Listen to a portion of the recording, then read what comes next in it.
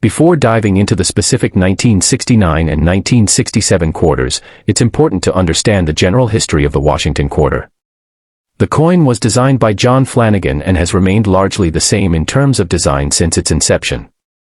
On the obverse, it features a profile of George Washington, the first president of the United States. The reverse of the coin depicts an eagle, and over the years, variations of this design have appeared. The United States Mint produces quarters with various mint marks, D for Denver, S for San Francisco, and no mint mark for coins produced at the Philadelphia Mint. The design of the Washington quarter has evolved slightly over the years, but its status as a staple in American coinage remains unchanged. As a general rule, Washington quarters are not worth much over face value unless they have certain rare characteristics or errors. However, there are specific years, such as 1967 and 1969, where collectors look closely at the quality and errors for potential high-value coins. Top 2 ultra-rare Washington quarter dollar coins. 1. The 1969 Washington quarter, a rare minting error coin.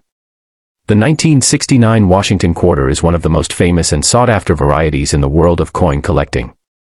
This coin is highly desirable not only because of its historical significance but also because of the rare errors that occurred during its minting. Why is the 1969 Washington quarter so valuable? The 1969 quarter is valuable primarily due to the double die error that occurred at the Philadelphia Mint. In a double die error, the coin is struck twice with the die slightly misaligned, resulting in a noticeable doubling effect. This error can happen due to several factors, such as improper alignment or an issue with the dies during the striking process. The most sought-after 1969 Washington quarter error, double die obverse. The 1969 Washington quarter that commands the highest value is the double die obverse, DDO, error. In this case, the doubling is most evident on the obverse, front, of the coin, specifically on the date, 1969, and the word Liberty above Washington's head. This error is caused when the die used to strike the coin is misaligned or mistakenly struck twice during production. Key features of the 1969 double die obverse. Doubling on 1969, the numbers 1969 will appear with a distinct doubled effect.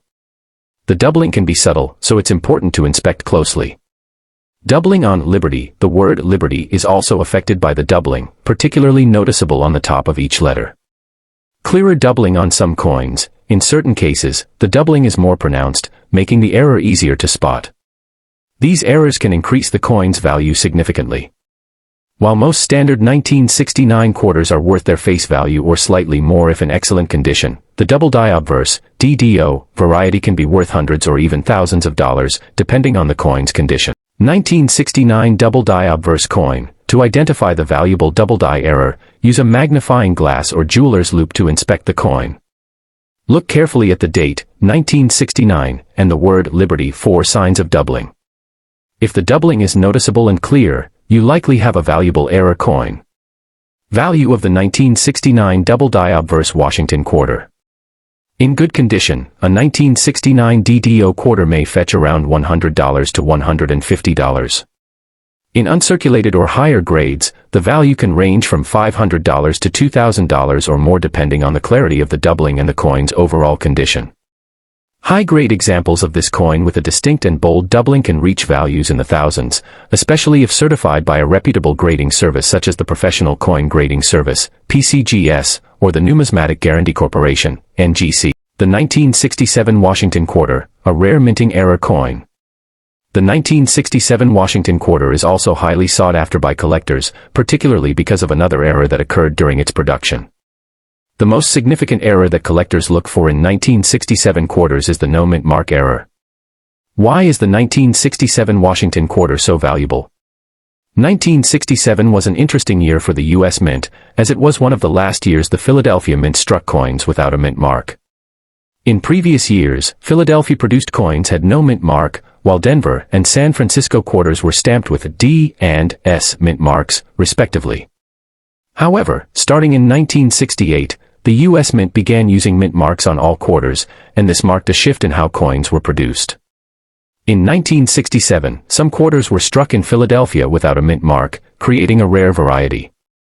Although the 1967 coin itself is not rare, the no mint mark error makes it highly collectible.